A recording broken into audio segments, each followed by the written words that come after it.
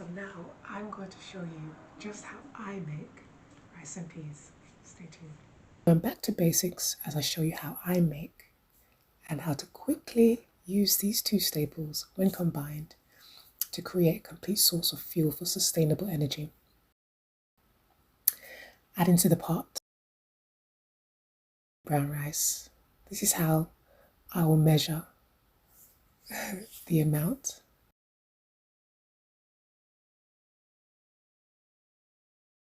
Now onto washing the rice. Here I add water about 2 inches higher than the rice. Because I'll be using canned black beans for ease and time, and it's also in water, the total amount of liquid will be just right to fully cook the rice and peas. First things first, the peas into the pot, well, after the rice. 3 sprinkles of salt,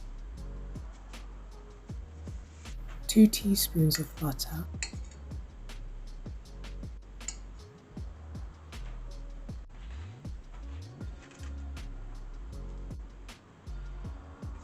some pimento seed for flavour. You could also add thyme and scotch bonnet. I'll just add these cloves for now. And my special ingredient,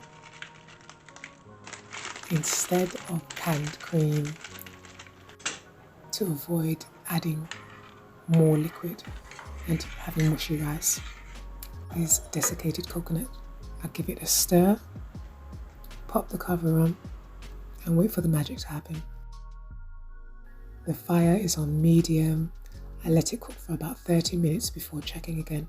So now I stir the mixture, making sure the peas, the coconut, the butter are evenly distributed.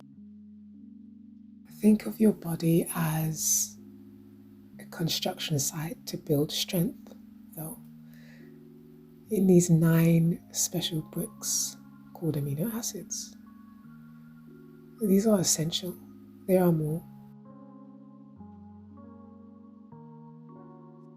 But specifically, there are 9 essential amino acids. And brown rice has some, black peas has some, black bean. The rice is low in lysine.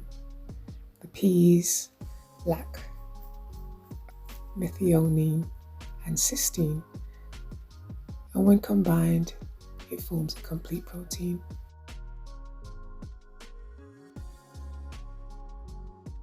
And here it is. This is how I make my rice and peas. Served with this easy peasy lemon juice.